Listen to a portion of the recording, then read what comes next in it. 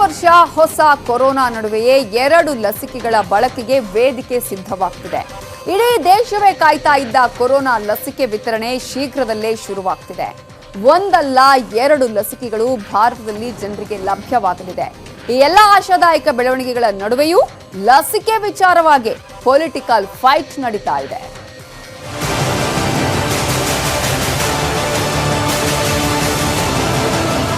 ದೇಶದಲ್ಲಿ ದಿನೇ ದಿನೇ ಕೊರೋನಾ ಆತಂಕ ದೂರವಾಗ್ತಿದೆ. ಇಡೀ ವಿಶ್ವವನ್ನೇ ಬೆಚ್ಚಿ ಬೀಳಿಸಿದ್ದ ಮಹಾಮಾರಿ ಕೊರೋನಾಗೆ ಈಗಾಗಲೇ 2 ಲಸಿಕೆಗಳು ಸಿದ್ಧವಾಗಿದೆ. ಬ್ರಿಟನ್ನ ಕೋವಿಶೀಲ್ಡ್, ಭಾರತದ ಕೋವ್ಯಾಕ್ಸಿನ್ ಮಹಾಮಾರಿಯನ್ನ ಬಗ್ಗುಬಡಿಯಲು ಸನ್ನದ್ಧವಾಗಿದೆ.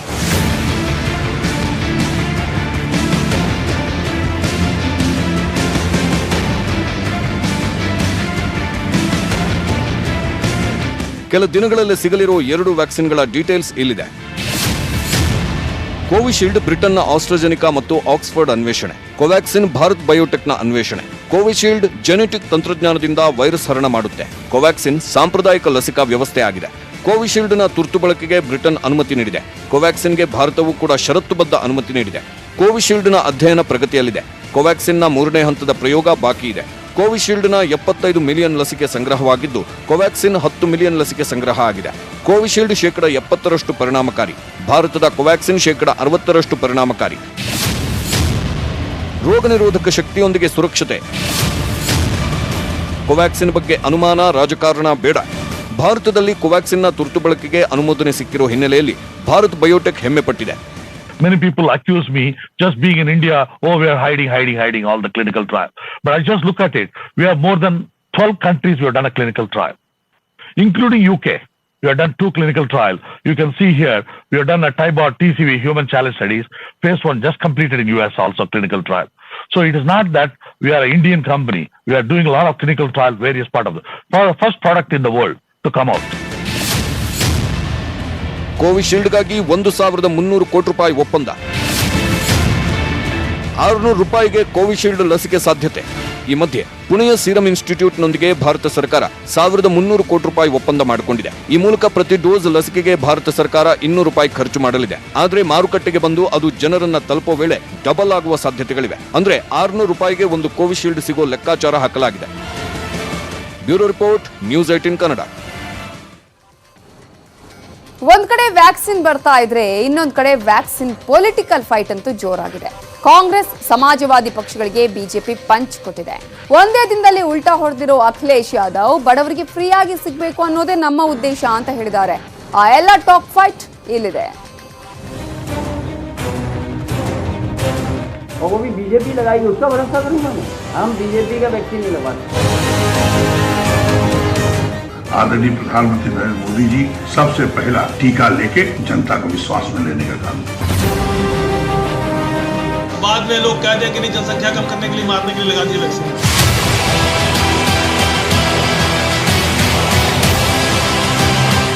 ಒಂದ್ ವೇಳೆ ಕೆಲಸ ಆಗುವಾಗ ಅಡ್ಡಗಾಲು ಹಾಕೋರು 108 ಜನ ಅನ್ನೋದು ರೂಢಿ ಮಾತು. ಇಡೀ ದೇಶವೇ ಕೊರೋನಾದಿಂದ ಕಂಗೆಟ್ಟಿರುವಾಗ ಆಸರಿಯಾಗಿದ್ದೇ ಕೋವ್ಯಾಕ್ಸಿನ್, ಕೋವಿಶೀಲ್ಡ್. ವಿಜ್ಞಾನಿಗಳ ಪಟ್ಟ ಶ್ರಮ, ಸಾಹಸಕ್ಕೆ ಪ್ರಧಾನಿ ಮೋದಿ ಸೇರಿ ಇಡೀ ದೇಶ ಹೆಮ್ಮೆ ಪಡುವಾಗ ಲಸಿಕೆ ವಿಚಾರದಲ್ಲೂ ಫೈಟ್ ಹೆಂಗಿದೆ ನೋಡಿ. बीजेपी लगाएगी उसका भरोसा करूंगा मैं. हम बीजेपी का वैक्सीन नहीं लगवाते. आदरणीय प्रधानमंत्री नरेंद्र मोदी जी सबसे पहला टीका लेके जनता को विश्वास में लेने का काम. बाद में लोग कह दें कि नहीं, जनसंख्या कम करने के लिए, मारने के लिए लगा दिए वैक्सीन. ಹೀಗೆ ಕಿತ್ತಾಟಗಳ ನಡುವೆಯೇ ಕೆಟ್ಟ ಮೇಲೆ ಬುದ್ಧಿ ಬಂತು ಅನ್ನೋ ತರ ಮಾತನಾಡಿದ್ದಾರೆ ಅಖಿಲೇಶ್ ಯಾದವ್. देखिए मैं तो नहीं लगवाऊंगा अभी वैक्सीन, और वो भी बीजेपी लगाएगी उसका भरोसा करूंगा मैं. अरे जाओ भाई, अरे अपनी सरकार आएगी, सबको फ्री वैक्सीन लगेगी. हम बीजेपी का वैक्सीन नहीं लगवा सकते. समाजवादी पार्टी या मेरा खुद का बयान किसी भी साइंटिस्ट, किसी भी वॉलंटियर जो लोग उसमें शामिल हुए हैं, चाहे वो किसी तरह के एक्सपर्ट्स हों, उन पे किसी पे सवाल नहीं है. सवाल भारतीय जनता पार्टी पर है, क्योंकि भारतीय जनता पार्टी ने जो जो फैसले लिए हैं वो फैसलों पर जनता को भरोसा नहीं है. हम तो ये जानना चाहते हैं कि गरीब को फ्री कब मिलेगा. 1 साल में सबको वैक्सीन हो जाएगी, 2 साल में, 3 साल में? सवाल ये बड़ा है. ಕಾಂಗ್ರೆಸ್, ಸಮಾಜವಾದಿ ಪಕ್ಷದ ನಾಯಕರ ಈ ಎಲ್ಲಾ ಟೀಕೆಗಳಿಗೆ ಬಿಜೆಪಿ ಖಡಕ್ ಉತ್ತರ ಕೊಟ್ಟಿದೆ. जिस प्रकार से 2 वैक्सीन का यहाँ निर्माण किया है, ये अपने आप में हिंदुस्तान के लिए एक बहुत बड़ी उपलब्धि। पूरा देश आज खुश है। तो सवाल उठता है कि कांग्रेस पार्टी और कुछ राजनीतिक दल दुखी क्यों हैं?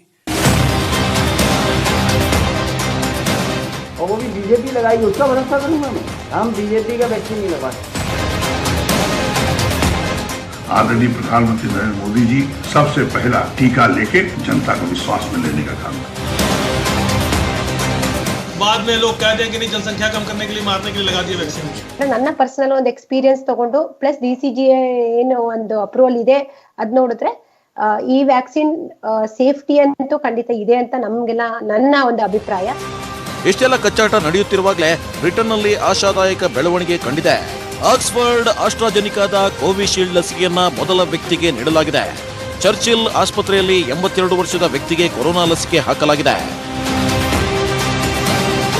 Bureau report, news 18 Kannada. Corona ಆತಂಕದ ನಡುವೆಯೇ ಶಾಲೆಗಳು ನಡೀತಾ ಇವೆ. ಕೆಲವೊಮ್ಮೆ ನಿಯಮ ಪಾಲನೆ ಆಗತ್ತೆ, ಇನ್ನು ಕೆಲ ಶಾಲೆಗಳಲ್ಲಿ ನಿಯಮಗಳು 3 ದಿನಕ್ಕೆ ಮುಕ್ತಾಯ. ಈ ಮಧ್ಯೆ ಶಿಕ್ಷಕರಿಗೆ ಕೊರೋನಾ ಬಂದಿರೋದು ಶಾಲೆಯ ಅಂಗಳದಲ್ಲೂ ಆತಂಕ ತಂದಿದೆ. ಶಿಕ್ಷಕರಿಗೂ ಬಂತು ಕೊರೋನಾ, ಶಾಲೆಯ ಅಂಗಳದಲ್ಲಿ ಈಗ ಆತಂಕ. ರಾಜ್ಯದಲ್ಲಿ ಕೊರೋನಾ ಆತಂಕದ ನಡುವೆಯೇ ಶಾಲೆಗಳು ಆರಂಭವಾಗಿವೆ. ಈ ಮಧ್ಯೆ ಶಿಕ್ಷಕರಿಗೂ ಕೊರೋನಾ ಬಂದಿರುವುದು ಆತಂಕ ಮೂಡಿಸಿದೆ. ರಾಜ್ಯದ ವಿವಿಧೆಡೆಯ 7 ಶಿಕ್ಷಕರಲ್ಲೇ ಕೊರೋನಾ ಕಂಡಿದೆ. ಚಿಕ್ಕಮಗಳೂರು ಜಿಲ್ಲೆಯೊಂದರಲ್ಲೇ 3 ಶಿಕ್ಷಕರಿಗೆ ಕೊರೋನಾ ಬಂದಿದೆ. ಮೂಡಿಗೆರೆ ತಾಲೂಕು ಕಳಸಪಟ್ಟಣದ JME ಶಾಲೆಯ ಶಿಕ್ಷಕರಿಗೆ ಕೊರೋನಾ ಬಂದಿದ್ದು ಶಾಲೆ ಬಂದ್ ಆಗಿದೆ. ಪರೀಕ್ಷೆಗೆ ಒಳಗಾದ 15 ಶಿಕ್ಷಕರ ಪೈಕಿ 2 ಕೊರೋನಾ ಬಂದಿದೆ. ಇನ್ನು ಚಿಕ್ಕಮಗಳೂರು ಜಿಲ್ಲೆ ನಿಡುವಾಳೆ ಸರ್ಕಾರಿ ಹಿರಿಯ ಪ್ರಾಥಮಿಕ ಶಾಲೆಯ ಶಿಕ್ಷಕನಿಗೂ ಸೋಂಕು ತಗುಲಿದೆ. ಇಡೀ ಶಾಲೆ ಬಂದ್ ಮಾಡಲಾಗಿದೆ. ಕೆಲವು ಮಕ್ಕಳು, ಕಡಿಮೆ ಸಂಖ್ಯೆಯ ಮಕ್ಕಳು ಹಾಜರಾಗಿದ್ದಾರೆ. ಆ ಮಕ್ಕಳನ್ನು ಕೂಡ ಶಾಲೆಯನ್ನು ರಜವನ್ನು ಡಿಕ್ಲೇರ್ ಮಾಡಿದ್ದೇವೆ. ಮತ್ತೆ ಮುಂದಿನ ದಿನಗಳಲ್ಲಿ ಏನೆಲ್ಲ ಕ್ರಮಗಳನ್ನು ಕೈಗೊಳ್ಳಬೇಕು ಈಗಾಗಲೇ ಜಿಲ್ಲಾಡಳಿತದ ಗಮನಕ್ಕೆ ತಂದಿದ್ದೇವೆ. ಈ ಮಧ್ಯೆ ಶಿರಸಿಯಲ್ಲೂ 2 ಶಿಕ್ಷಕರಿಗೆ ಕೊರೋನಾ ಬಂದಿದೆ. ಶಾಲೆ ಆರಂಭಕ್ಕೂ ಮೊದಲೇ ನಡೆದಿದ್ದ ಟೆಸ್ಟ್ನಲ್ಲಿ ಕೊರೋನಾ ಕಂಡಿದೆ. ಹೀಗಾಗಿ ಈಗಲೂ ಶಾಲೆ ಆರಂಭ ಮಾಡಿಲ್ಲ. ಪರಿಣಾಮ ಮಕ್ಕಳು ಆತಂಕ ಪಡೋ ಹಾಗಿಲ್ಲ. ಇನ್ನೊಂದೆಡೆ ಹಾವೇರಿಯಲ್ಲೂ 2 ಶಿಕ್ಷಕರಿಗೆ ಕೊರೋನಾ ಬಂದಿದೆ. ರಾಣೆಬೆನ್ನೂರು ತಾಲೂಕಿನ 2 ಶಿಕ್ಷಕರಿಗೆ ಕೊರೋನಾ ಕಾಣಿಸಿಕೊಂಡಿದೆ. ಚಿಕ್ಕಕುರುವತ್ತಿ ಸರ್ಕಾರಿ ಮತ್ತು ರಾಣೆಬೆನ್ನೂರಿನ ಖಾಸಗಿ ಶಾಲೆಯ ಶಿಕ್ಷಕರಿಗೆ ಕೊರೋನಾ ಪಾಸಿಟಿವ್ ದೃಢಪಟ್ಟಿದೆ. 2 ಶಾಲೆ ಬಂದ್ ಮಾಡಲಾಗಿದೆ.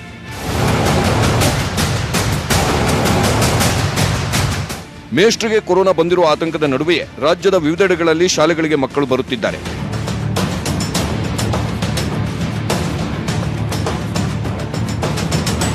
ವಿಜಯಪುರದಲ್ಲಿ ಹೆಚ್ಚಿನ ಸಂಖ್ಯೆಯಲ್ಲಿ ಮಕ್ಕಳು ಬಂದರು. ಮಾಸ್ಕ್ ಹಾಕದೇ ಕೂಡ ಕೆಲ ವಿದ್ಯಾರ್ಥಿಗಳು ಬಂದಿದ್ದರು. ಬಾಗಲಕೋಟೆಯಲ್ಲಿ ವಿದ್ಯಾರ್ಥಿಗಳು ಮಾಸ್ಕ್ ಹಾಕಿರಲಿಲ್ಲ, ಸಾಮಾಜಿಕ ಅಂತರ ಮರೆತಿದ್ದರು. ಹುಬ್ಬಳ್ಳಿ, ಧಾರವಾಡದಲ್ಲಿ ಶಾಲಾ ಕಾಲೇಜಿಗೆ ವಿದ್ಯಾರ್ಥಿಗಳು ಬರ್ತಿದ್ದಾರೆ. ಕ್ಲಾಸ್ ರೂಮ್ಗಳು ಭರ್ತಿಯಾಗಿವೆ. ತುಮಕೂರಲ್ಲಿ ಶಾಲಾ ಕಾಲೇಜಿಗೆ ವಿದ್ಯಾರ್ಥಿಗಳು ಬರ್ತಿದ್ದು ಕೋವಿಡ್ ನಿಯಮಾವಳಿ ಪಾಲನೆ ಆಗ್ತಿದೆ.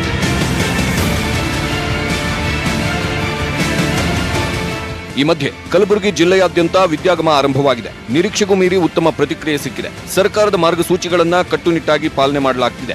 ಇನ್ನೊಂದು ಕಡೆ ಚಿಕ್ಕೋಡಿಯಲ್ಲಿ ಮಾತ್ರ ಕೋವಿಡ್ ಟೆಸ್ಟ್ ಮಾಡಿ ಅಂತ ಮಕ್ಕಳೇ ಪ್ರತಿಭಟನೆ ಮಾಡಿದ ಪ್ರಸಂಗವೂ ಜರುಗಿದೆ.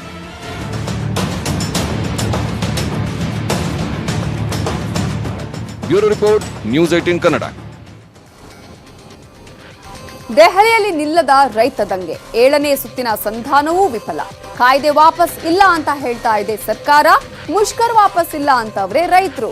ಕೋಲು ಮುರಿತಿಲ್ಲ, ಹಾವು ಸಾಯ್ತಿಲ್ಲ ಅನ್ನುವ ತರ ಆಗಿದೆ ಇವತ್ತಿನ ಮೀಟಿಂಗ್. ಕಾಯ್ದೆ ರದ್ದು ಮಾಡಲ್ಲ, ಬದಲಾಗಿ ಕೆಲ ಬದಲಾವಣೆಗಳನ್ನ ಮಾಡ್ತೀವಿ ಅಂತ ಹೇಳ್ತಾ ಇದೆ ಕೇಂದ್ರ. ಬರೋಬ್ಬರಿ 146 ದಿನ ಹಗಲಿರುಳ ಹೋರಾಟ. ಕೊರೆವ ಚಳಿ, ಸತ್ತವರ ಸಂಖ್ಯೆ 25ಕ್ಕೆ ಏರಿಕೆ. ಕೇಂದ್ರ ಸರ್ಕಾರದ ವಿರುದ್ಧದ ರೈತರ ಹೋರಾಟ ದೆಹಲಿಯ ಚಳಿಯಲ್ಲೂ ಬಿಸಿ ಹುಟ್ಟಿಸಿದೆ. ತ್ರಿವಳಿ ಕಾಯ್ದೆ ವಿರುದ್ಧದ ರೈತರ ಕಿಚ್ಚು ಸರ್ಕಾರಕ್ಕೆ ಮುಟ್ಟುತ್ತಲೇ ಇಲ್ಲ. ಕೊರೆವ ಚಳಿಯಲ್ಲೂ ಹೋರಾಟ ಬಿಸಿಯಾಗಿದೆ. ಚಳಿ ತಾಳಲಾರದೆ 25ಕ್ಕೂ ಹೆಚ್ಚು ರೈತರು ಮರಣ ಹೊಂದಿದ್ದಾರೆ. ಆದರೂ ಸರ್ಕಾರ ಮಣಿಯುತ್ತಿಲ್ಲ, ರೈತರು ಪಟ್ಟು ಬಿಡುತ್ತಿಲ್ಲ.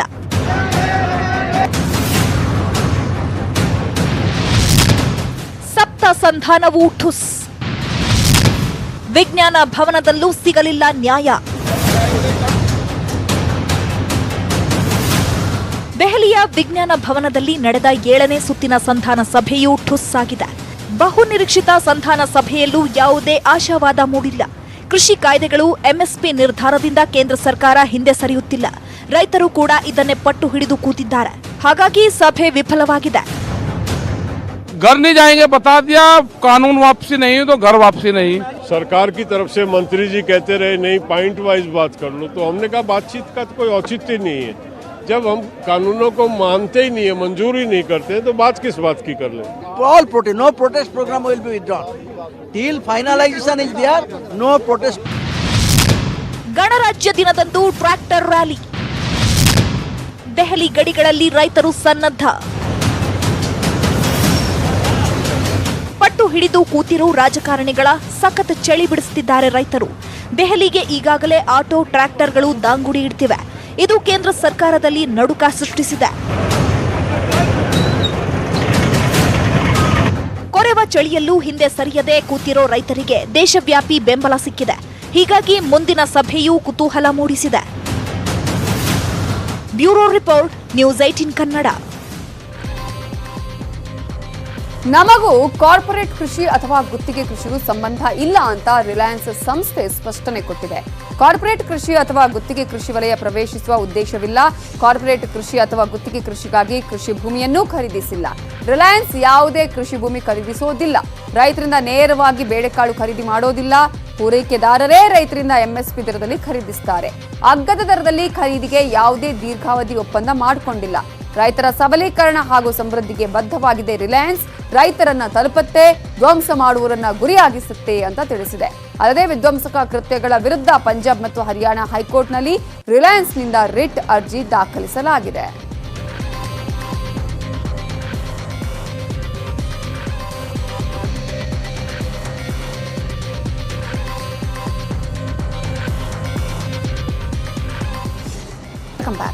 ಬಿಜೆಪಿ ಶಾಸಕರಾಗಿದ್ದುಕೊಂಡೇ ಯಡಿಯೂರಪ್ಪ ವಿರುದ್ಧ ಗಟ್ಟಿ ಧ್ವನಿ ಎತ್ತಿದವರು ವಿಜಯಪುರ ಶಾಸಕ ಬಸನಗೌಡ ಪಾಟೀಲ್ ಯತ್ನಾಳ್. ಇವತ್ತಿನ ಸಭೆಯಲ್ಲಿ ಬಿಎಸ್ವೈ ಯತ್ನಾಳ್ ಮುಖಾಮುಖಿಯಾಗ್ತಾರೆ. ಏನೇನ್ ಮಾತಾಡ್ತಾರೆ ಅನ್ನುವ ಕುತೂಹಲ ಇತ್ತು. ಅದು ಬರೀ ಕುತೂಹಲ ಆಗಿರ್ಲಿಲ್ಲ, ಇಬ್ಬರ ನಡುವಿನ ಬಹಿರಂಗ ಯುದ್ಧದಂತೆಯೇ ಆಗಿ ಹೋಯಿತು. ಮೀಟಿಂಗ್ನ ಮೊದಲ ಸಾಲಲ್ಲೇ ಕೂತಿದ್ದ ಬಸನಗೌಡ ಪಾಟೀಲ್ ಯತ್ನಾಳ್ ಬಿಎಸ್ವೈ ವಿರುದ್ಧ ಗಟ್ಟಿ ಧ್ವನಿಯಲ್ಲೇ ಮಾತಾಡಿದರು. ಶಾಸಕರ ಪ್ರತಿಯೊಂದು ಕೆಲಸಕ್ಕೂ ವಿಜೇಂದ್ರ ಬಳಿ ಯಾಕೆ ಹೋಗಬೇಕು ಅಂತ ಖಡಕ್ ಆಗಿ ಪ್ರಶ್ನಿಸಿದ್ರು.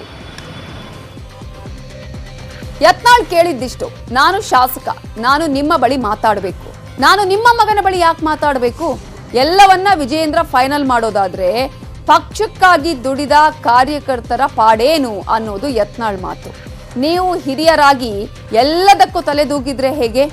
ಮಗನ ಹಸ್ತಕ್ಷೇಪವನ್ನ ನೀವು ಕಡಿಮೆ ಮಾಡಬೇಕು ಅಂತ ಹೇಳಿದ್ರು ಬಿಎಸ್ ಯಡಿಯೂರಪ್ಪ ಅವರಿಗೆ ಯತ್ನಾಳ್. ಆ ಸಂದರ್ಭದಲ್ಲಿ ಬಿಎಸ್ವೈ ಹೇಳಿದ್ದು, ನಿಮ್ಮ ಸಮಸ್ಯೆ ಇದ್ರೆ ನೇರವಾಗಿ ನನ್ನ ಬಳಿಯೇ ಬಂದು ಮಾತಾಡಿ.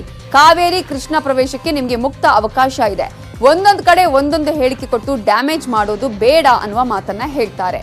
ಆ ಸಂದರ್ಭದಲ್ಲಿ ಯತ್ನಾಳ್ ಹೇಳ್ತಾರೆ, ಸಭೆಯಲ್ಲಿ ಏರು ಧ್ವನಿಯಲ್ಲಿ ಮಾತಾಡ್ತಾ ಇರುವಂತಹ ಯತ್ನಾಳ್ ಅವರು ಯಾರು ಡ್ಯಾಮೇಜ್ ಮಾಡಿದ್ದಾರೆ ಅಂತ ಎಲ್ರಿಗೂ ಗೊತ್ತು ಅನ್ನುವಂತಹ ವಿಚಾರವನ್ನ ಹೇಳ್ತಾರೆ. ಆಗ ಸಿಎಂ ನಿಧಾನವಾಗಿ ಮಾತಾಡಿ ನನಗೂ ಕೇಳಿಸುತ್ತೆ ಅಂತ ಹೇಳ್ತಾರೆ. ಸಿಎಂ ಮಾತಿಗೆ ಮನ್ನಣೆ ನೀಡದೆ ಜೋರು ಧ್ವನಿಯಲ್ಲೇ ಯತ್ನಾಳ್ ಮಾತನ್ನ ಶುರು ಮಾಡ್ತಾರೆ. ವಿಜೇಂದ್ರ ಹಸ್ತಕ್ಷೇಪ, ಅನುದಾನದ ಬಗ್ಗೆ ಪ್ರಸ್ತಾಪ ಮಾಡ್ತಾರೆ, ತಾರತಮ್ಯದ ಬಗ್ಗೆ ಪ್ರಸ್ತಾಪ ಮಾಡ್ತಾರೆ. ಸಿಎಂ ಎದುರೇ ನೇರವಾಗಿ ಅಸಮಾಧಾನವನ್ನ ಹೊರ ಹಾಕ್ತಾರೆ ಯತ್ನಾಳ್. ಉಮೇಶ್ ಕತ್ತಿ ಸೇರಿ ಮೂವರಿಂದ ಸಿಎಂ ಅವರನ್ನ ಇವತ್ತು ಟಾರ್ಗೆಟ್ ಮಾಡಲಾಗಿತ್ತು. ವಿಜೇಂದ್ರ ಹಸ್ತಕ್ಷೇಪವನ್ನ ಪ್ರಶ್ನಿಸಿದ್ದಾರೆ ಉತ್ತರ ಕರ್ನಾಟಕದ ಶಾಸಕರು. ಸಿಎಂ ಪರವಾಗಿ ಮಾತನಾಡೋದಕ್ಕೆ ಎದ್ದು ನಿಲ್ತಾರೆ ರೇಣುಕಾಚಾರ್ಯ ಅವರು. ರೇಣುಕಾಚಾರ್ಯ ಅವರ ಬಾಯನ್ನೇ ಮುಚ್ಚಿಸಿದ್ರು ಯತ್ನಾಳ್ ಅವರು. ನಾನು ಮಾತಾಡುವಾಗ ನೀವು ಸುಮ್ನಿರು ಅಂತ ಗದರಿದ್ರು ರೇಣುಕಾಚಾರ್ಯ ಅವರಿಗೆ ಯತ್ನಾಳ್ ಅವರು. ಆ ಸಂದರ್ಭದಲ್ಲಿ ರೇಣುಕಾಚಾರ್ಯ ಅವರು ಏನ್ ಹೇಳಿದ್ರು? ಮನೆ ಒಳಗೆ ಮಾತಾಡಿ, ಹೊರಗೆಲ್ಲ ಮಾತಾಡಕ್ಕೆ ಹೋಗ್ಬೇಡಿ, ಸಾಕು ಇಷ್ಟು ದಿನ ನೀವು ಮಾತಾಡಿದ್ರು. ವಿಜೇಂದ್ರ ಮೇಲೆ ಆರೋಪ ಮಾಡ್ತಿರಲ್ಲ, ಏನ್ ಮಾಡಿದ್ದಾರೆ ಹೇಳಿ. ಸುಮ್ನೆ ಅವರ ಮೇಲೆ ಈ ರೀತಿ ಹೇಳೋದು ಸರಿಯಲ್ಲ. ಬೀದಿಯಲ್ಲಿ ಮಾತಾಡಿ ಪಕ್ಷಕ್ಕೆ ಮುಜುಗರ ಮಾಡೋದು ಸರಿಯಲ್ಲ ಅಂತ ಹೇಳಿ ಯತ್ನಾಳ್ಗೆ ಎಂಪಿ ರೇಣುಕಾಚಾರ್ಯ ತಿರುಗೇಟನ್ನ ಕೊಡ್ತಾರೆ. ಅದರ ಜೊತೆಗೆ ಸಿಎಂ ಕೂಡ ಆ ಸಂದರ್ಭದಲ್ಲಿ ಮಾತಾಡ್ತಾರೆ, ಹೇ ನೀನು ಕುಳಿತುಕೋ, ಅವ್ರು ಏನ್ ಮಾತನಾಡ್ತಾರೆ ಮಾತಾಡ್ಲಿ, ಅವರ ಸಮಸ್ಯೆ ಸರಿಪಡಿಸುವ ಕೆಲಸ ಮಾಡೋಣ ಅಂತ ಹೇಳ್ತಾರೆ ಸಿಎಂ ಮಾತಿನಿಂದ ಸುಮ್ಮನೆ ಕುತ್ಕೊಂತಾರೆ ರೇಣುಕಾಚಾರ್ಯ. ಮತ್ತೆ ಬಸನಗೌಡ ಪಾಟೀಲ್ ಯತ್ನಾಳ್ ಅವರು ಮಾತನ್ನ ಮುಂದುವರಿಸಿ ಹಿಗ್ಗಾಮುಗ್ಗವಾಗಿ ಜಾಡಿಸ್ತಾರೆ. ಇನ್ನು ಜೆಡಿಎಸ್ ಕಥೆಯನ್ನ ನೋಡೋದಾದ್ರೆ ಜೆಡಿಎಸ್ಗೀಗ ಹೊಸ ಬಲ. ನಿಖಿಲ್ ಕುಮಾರಸ್ವಾಮಿಯನ್ನ ಫ್ರಂಟ್ ಲೈನ್ ಲೀಡರ್ ಮಾಡಿ ಆಯಿತು. ಅಲ್ಲೂ ಕುಮಾರಸ್ವಾಮಿ ನೇರ ಟಾರ್ಗೆಟ್ ಬಿಜೆಪಿ ಕಾಂಗ್ರೆಸ್. ಕುಮಾರಸ್ವಾಮಿಯ ಡೈರೆಕ್ಟ್ ಹಿಟ್ ಯಡಿಯೂರಪ್ಪ, ಸಿದ್ದರಾಮಯ್ಯ ಹಾಗೂ ಡಿಕೆ ಶಿವಕುಮಾರ್. ಗ್ರಾಮ ಪಂಚಾಯಿತಿ ಚುನಾವಣೆ ಗೆದ್ದ ಹುಮ್ಮಸ್ಸಿನಲ್ಲಿರೋ ಜೆಡಿಎಸ್ ಚುನಾವಣೆಗೆ ಸಜ್ಜಾಗ್ತಿದೆ. ಬೆಂಗಳೂರಿನಲ್ಲಿ ಜೆಡಿಎಸ್ ಯುವ ಘಟಕದ ಸಭೆ ನಡೆಯಿತು. ದೊಡ್ಡ ಮಟ್ಟದ ಬದಲಾವಣೆ ತರುತ್ತೇವೆ ಎನ್ನುತ್ತಲೇ ನಿಖಿಲ್ ಕುಮಾರಸ್ವಾಮಿಯನ್ನ ಫ್ರಂಟ್ ಲೈನ್ ಲೀಡರ್ ಎಂದೇ ಬಿಂಬಿಸಲಾಯಿತು. ಮುಂದಿನ ಯಾವುದೇ ಚುನಾವಣೆಗೂ ಯಾರೊಂದಿಗೂ ಮೈತ್ರಿ ಇಲ್ಲದೆ ಹೋಗೋದಾಗಿ ಕುಮಾರಸ್ವಾಮಿ ಘೋಷಿಸಿದ್ರು. ಸಭೆಯುದ್ದಕ್ಕೂ ಹಾಗೂ ಸಭೆ ಬಳಿಕವೂ ಕುಮಾರಸ್ವಾಮಿ ನೇರ ಟಾರ್ಗೆಟ್ ಬಿಜೆಪಿ ಹಾಗೂ ಕಾಂಗ್ರೆಸ್ ನಾಯಕರಾಗಿತ್ತು. ಮೊದಲಿಗೆ ಬಿಜೆಪಿಗೆ ಬೈದಿದ್ದು ಹೀಗೆ: ಗ್ರಾಮ ಸ್ವರಾಜ್ಯ ಮಾಡ್ಲಿಕ್ಕೆ ಹೊರಟಿದ್ದು ಯಾವೊಂದು ಪಾಪದ ಹಣವನ್ನ ಸಂಗ್ರಹ ಮಾಡಿ ಈ ಸರ್ಕಾರ ನಡೆಸಬೇಕಾದ್ರೆ ಆ ಹಣವನ್ನ ಇವತ್ತು ಚೆಲ್ಲಿ ಮತದಾರರನ್ನ ಓಲೈಸ್ಕೋಬೇಕು ಅಂತ ಹೇಳಿ ಇವತ್ತು ಗ್ರಾಮ ಪಂಚಾಯಿತಿ ಮಟ್ಟಕ್ಕೆ ಭ್ರಷ್ಟಾಚಾರದ ಹಣವನ್ನ ಕೊಂಡೊಯ್ದಿರ್ತಕ್ಕಂಥದ್ದೇನಿದೆ. ಇವತ್ತು ನನ್ನ ಕಾರ್ಯಕರ್ತರ ಸ್ವಾಭಿಮಾನನ ಎಲ್ಲ ತಗೊಂಡೋಗಿ ಯಾವುದೋ ಪಕ್ಷಕ್ಕೆ ನಾನು ಹಡಾಡ್ಲಿಕ್ಕೆ ಸಾಧ್ಯವ? ಇಲ್ಲ ನಾನು ಅರುಣ್ ಸಿಂಗ್ ಅವ್ರ ಹತ್ರ ನಮ್ಮ ಪಕ್ಷದ ನಾಯಕರು ಯಾರಾದರೂ ಇಲ್ಲ ನಾನು ಯಾರಾದರೂ ಹೋಗಿ ಅರ್ಜಿ ಹಾಕಿದ್ದೇವ ವಿಲೀನ ಮಾಡ್ಕೊಳ್ಳೋಣ ಇಲ್ಲ ಹೊಂದಾಣಿಕೆ ಸೀಟ್ ಮಾಡ್ಕೊಳ್ಳೋಣ ಅಂತ ಹೇಳಿ ರಾಜಕೀಯವಾಗಿ ನಾನು ಈ ಕ್ಷಣದವರೆಗೆ ಯಡಿಯೂರಪ್ಪನವ್ರ ಜೊತೆನೂ ಚರ್ಚೆ ಮಾಡಿಲ್ಲ. ಅಂದು ಮಿತ್ರ ಇಂದು ಶತ್ರು. ಕುಮಾರಸ್ವಾಮಿ ಮಾತಿನ ಏಟು ಬರೀ ಬಿಜೆಪಿಗಲ್ಲ, ಕೈ ನಾಯಕರಿಗೂ ಇತ್ತು. ಕುಚ್ಚಕ್ಕೂ ಗೆಳೆಯ ಡಿಕೆಶಿಗೂ ಎಚ್ಡಿಕೆ ಡಿಚ್ಚಿ ಕೊಟ್ರು. ಅವ್ರ ಹತ್ರಕ್ಕೆ ನಾವು ಅರ್ಜಿ ಹಾಕೊಂಡು ಹೋಗಿದ್ವು ಪ್ರಧಾನಮಂತ್ರಿ ಮಾಡಿ ಅಂತ ಕಾಂಗ್ರೆಸ್ನವ್ರ ಹತ್ರ. ದೇವೇಗೌಡರು ಮನೆ ಬಾಗಿಲಿಗೆ ಬಂದು ಹೋಗತ್ತಿದ್ದ ಅವರುಗಳು ದೇವೇಗೌಡರು ಕರ್ನಾಟಕ ಬಿಟ್ಟು ಹೋಗಲ್ಲ ಅಂದ್ರು, ಇಲ್ಲೇ ಇರ್ತೀನಿ ಅಂದ್ರು. ಗತಿ ಇಲ್ಲದೆ ಬಂದ್ರು ದೇವೇಗೌಡರ ಮನೆ ಹತ್ರಕ್ಕೆ ಜನ ತಿರಸ್ಕಾರ ಮಾಡಿದ್ರು. ನಾನು ಹೇಳ್ತಾ ಇರ್ತಕ್ಕಂಥದ್ದು ಈಗಿನ ಕಾಂಗ್ರೆಸ್ ಶಾಲೆ ಬಗ್ಗೆ, ಸ್ವಾತಂತ್ರ್ಯ ತಂದುಕೊಟ್ಟ ಕಾಂಗ್ರೆಸ್ ಶಾಲೆ ಇತ್ತಲ್ಲ ಅದರ ಬಗ್ಗೆ ನಾನು ಲೇವಡಿ ಮಾಡಿಲ್ಲ. ಬಿಜೆಪಿ ಬಾಗಿಲಲ್ಲಿ ಜಿಟಿಡಿ, ಉಚ್ಚಾಟನೆ ಸುಳಿವು ಕೊಟ್ಟ ಎಚ್ಡಿಕೆ. ಮೈಸೂರು ಭಾಗದ ಪ್ರಬಲ ನಾಯಕ ಜಿಟಿ ದೇವೇಗೌಡ ಬಿಜೆಪಿ ಸಹವಾಸದ ವಾಸನೆ ಕುಮಾರಸ್ವಾಮಿಗೂ ಮುಟ್ಟಿದೆ. ಹೀಗಾಗಿನೇ ಮೈಸೂರಿಗೆ ಹೋಗಿ ಅಲ್ಲಿಂದಾನೇ ಉಚ್ಚಾಟನೆ ಮಾಡ್ತೇನೆ ಅಂದ್ರು ಕುಮಾರಸ್ವಾಮಿ. ನಾನು ಬಹಳ ಸ್ಪಷ್ಟವಾಗಿ ಹೇಳ್ತೀನಿ, ಯಾವುದೇ ಶಾಸಕರುಗಳನ್ನ ಹಿಡಿದಿಟ್ಕೊಳ್ಳಿಕ್ಕೆ ಶಾಸಕರುಗಳನ್ನು ದಾರಿ ತಪ್ಪಿಸ್ತಕ್ಕಂಥ ಕೆಲಸ ನಾನು ಮಾಡೋದಿಲ್ಲ. ಅದರ ಅವಶ್ಯಕತೆ ನನಗಿಲ್ಲ. ಬಿಟ್ಟು ಹೋದವರೆಲ್ಲ ದೇವೇಗೌಡರ ಪ್ರಾಡಕ್ಟ್. ಸೀನಿಯರ್ಗಳಿಗೆ ಶಾಕ್ ಕೊಟ್ಟ ನಿಖಿಲ್. ಸಭೆಯಲ್ಲಿ ಮಾತನಾಡಿದ ನಿಖಿಲ್ ಕುಮಾರಸ್ವಾಮಿ ಪಕ್ಷ ಬಿಟ್ಟು ಹೋದ ಪಕ್ಷದ ವಿರುದ್ಧ ಮಾತನಾಡಿದ ನಾಯಕರಿಗೆ ಟಾಂಗ್ ಕೊಟ್ರ. ಮಂಡ್ಯ ಜಿಲ್ಲೆಯ ಜನ ಇದಾರಲ್ಲ, ನಿಜಕ್ಕೂ ಕೂಡ ಜನತಾದಳ ಕೈ ಬಿಟ್ಟಿಲ್ಲ, ಬಿಡೋದು ಇಲ್ಲ. ರಾಜಕಾರಣದ ಒಂದು ಎನ್ಸೈಕ್ಲೋಪೀಡಿಯಾ ಇದ್ದಂಗೆ ದೇವೇಗೌಡರು ಸಾಹೇಬ್. ಇವತ್ತು ಹಲವಾರು ಜನ ಬೇರೆ ಬೇರೆ ರಾಷ್ಟ್ರೀಯ ಪಕ್ಷಗಳಲ್ಲಿ ದೊಡ್ಡ ನಾಯಕರಾಗಿ ಏನು ಬೆಳೆದಿದ್ದಾರೆ. ಅವರೆಲ್ಲ ಬಹುಶಃ ದೇವೇಗೌಡರು ಸಾಹೇಬ್ರ ಒಂದು ಪ್ರಾಡಕ್ಟ್ಗಳು ಅಂತ ಹೇಳಿದ್ರೆ ಬಹುಶಃ ತಪ್ಪಾಗ್ಲಿಕ್ಕಿಲ್ಲ ಅಂತ. ಈ ಹಿಂದೆ ಕೆಲವೊಂದು ತಪ್ಪು ಮಾಡಿದ್ದೇವೆ ನಿಜ, ಆದರೆ ಮುಂದೆ ಅಂತ ತಪ್ಪು ಆಗೋದಿಲ್ಲ ಅನ್ನೋದು ಎಚ್ಡಿಕೆ ಮಾತು. ಅದಕ್ಕಾಗಿ ಜೆಡಿಎಸ್ ಪಕ್ಷದ ವಿಲೀನ ಅಥವಾ ಹೊಂದಾಣಿಕೆ ಯಾವುದೂ ಇಲ್ಲ ಅಂತ ಪದೇ ಪದೇ ಕುಮಾರಸ್ವಾಮಿ ಮಾತನಾಡ್ತಿರೋದು. Bureau report, news 18 Kannada. ಇದೊಂದು ಅಪೂರ್ವ ಕ್ಷಣ, ಪ್ರತಿಯೊಬ್ಬರ ಮನ ತುಂಬಿ ಬರುವ ದೃಶ್ಯ. ಏನಂದ್ರೆ ಪ್ರತಿ ಪೋಷಕರಿಗೂ ತಮ್ಮ ಮಕ್ಕಳು ತಮಗಿಂತ ಎತ್ತರ ಏರ್ಬೇಕು ಅನ್ನುವ ಆಸೆ ಇರುತ್ತೆ. ಮಕ್ಕಳು ಅದನ್ನೂ ಮೀರಿ ಬೆಳೆದ್ರೆ ಪೋಷಕರ ಸಂತಸಕ್ಕೆ ಪಾರವೇ ಇರಲ್ಲ. ಈ ದೃಶ್ಯ ಅಂತಹ ಸಂಭ್ರಮದ ಕ್ಷಣಕ್ಕೆ ಸಾಕ್ಷಿ. ಆಂಧ್ರ ಪ್ರದೇಶದ ತಿರುಪತಿಯಲ್ಲಿ ನಡೆದ ರಾಜ್ಯ ಪೊಲೀಸ್ ಕರ್ತವ್ಯ ಸಭೆಯಲ್ಲಿ ಮಗಳಿಗೆ ತಂದೆ ಸೆಲ್ಯೂಟ್ ಮಾಡಿದ ಕ್ಷಣವನ್ನ ಕಂಡು ಇಡೀ ದೇಶವೇ ಭಾವುಕವಾಗಿದೆ. ಸರ್ಕಲ್ ಇನ್ಸ್ಪೆಕ್ಟರ್ ಆಗಿರುವ ತಂದೆ ಶ್ಯಾಮ್ ಸುಂದರ್, ಡಿವೈಎಸ್ಪಿ ಆಗಿರುವ ಮಗಳು ಪ್ರಶಾಂತಿಯನ್ನ ಕಂಡು ಹೆಮ್ಮೆಯಿಂದ ಸೆಲ್ಯೂಟ್ ಮಾಡಿದ್ರು. ಕರ್ತವ್ಯ ನಿರ್ವಹಣೆ ವೇಳೆ ಅಪ್ಪನ ಸೆಲ್ಯೂಟ್ ಕಂಡು ಭಾವುಕರಾದ ಮಗಳು ಪ್ರತಿ ಸೆಲ್ಯೂಟ್ ಮಾಡಿ ಗೌರವ ನೀಡಿದ್ರು. ಈ ಅಪೂರ್ವ ಕ್ಷಣವನ್ನ ಪೊಲೀಸ್ ಅಧಿಕಾರಿಗಳು ಸೆರೆ ಹಿಡಿದಿದ್ದು ಈ ವಿಡಿಯೋ ಸಾಮಾಜಿಕ ಜಾಲತಾಣದಲ್ಲಿ ಭಾರಿ ವೈರಲ್ ಆಗಿದೆ.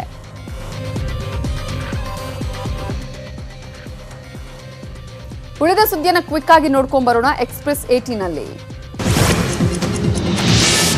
ಕೇಂದ್ರ ಸಚಿವ ಡಿವಿ ಸದಾನಂದ ಗೌಡ ಆರೋಗ್ಯದಲ್ಲಿ ಏರುಪೇರು ಹಿನ್ನೆಲೆ ಡಿವೈಎಸ್ಗೆ ಕರೆ ಮಾಡಿ ಆರೋಗ್ಯ ವಿಚಾರಿಸಿದ ಪ್ರಧಾನಿ ಮೋದಿ. ಸಿಎಂ ಬಿಎಸ್ವೈ ಕೂಡ ಆಸ್ಪತ್ರೆಗೆ ಭೇಟಿ ಕೊಟ್ಟು ಆರೋಗ್ಯ ವಿಚಾರಣೆ. ಬಿಜೆಪಿ ವಿರುದ್ಧ ಕಾಂಗ್ರೆಸ್ ಬೃಹತ್ ಪ್ರತಿಭಟನೆ ವೇಳೆ ತಳ್ಳಾಟ, ನೂಕಾಟ, ಕೆಳಗೆ ಬಿದ್ದ ಶಾಸಕಿ ಸೌಮ್ಯಾ ರೆಡ್ಡಿ. ಬಿಬಿಎಂಪಿ ಗೇಟ್ ಮುಂಭಾಗದಲ್ಲಿ ಕಾಂಗ್ರೆಸ್ ಕಾರ್ಯಕರ್ತರ ಪ್ರೊಟೆಸ್ಟ್. ಬಳ್ಳಾರಿ ಬೆನ್ನಲ್ಲೇ ಬೆಳಗಾವಿ ವಿಭಜನೆಗೆ ಒತ್ತಡ. ಗೋಕಾಕ್ ಪ್ರತ್ಯೇಕ ಜಿಲ್ಲೆಯ ಹೋರಾಟ ಸಮಿತಿಯಿಂದ ಸಚಿವ ರಮೇಶ್ ಜಾರಕಿಹೊಳಿ ಭೇಟಿ. ಬಜೆಟ್ ಮುಗಿದ ಬಳಿಕ ಸಿಎಂ ಅವರನ್ನ ಭೇಟಿ ಮಾಡೋಣ ಅಂದ್ರಂತೆ ಸಾಹುಕಾರ್. ಕಲಬುರಗಿ ಕೇಂದ್ರ ಕಾರಾಗೃಹದಲ್ಲಿ ಬಾಲಕಿ ಸಾವು ಪ್ರಕರಣ. ಕರ್ತವ್ಯ ಲೋಪ ಹಿನ್ನೆಲೆ PSI Manjunath Hugar suspend. PSI ಅಮಾನತಿಗಾಗಿ ಅಹೋರಾತ್ರಿ ಧರಣಿ ನಡೆಸಿದ್ದ ಮೃತ ಬಾಲಕಿಯ ಪೋಷಕರು, ಸಂಬಂಧಿಕರು.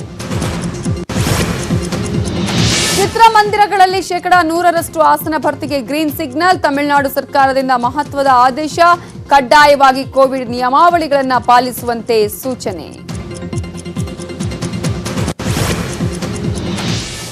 ಇದು ಇವತ್ತಿನ ಅಗ್ರ ರಾಷ್ಟ್ರೀಯ ವಾರ್ತೆ. ಈಗ ಬಿಗ್ ಸ್ಟೋರಿ ಪ್ರಸಾರವಾಗುತ್ತೆ, ತಪ್ಪದೆ ನೋಡಿ. ನೋಡ್ತಾ ಇರಿ ನ್ಯೂಸ್ 18 ಕನ್ನಡ. ಜಾಲ ನಮ್ಮದು, ಬಲ ನಿಮ್ಮದು.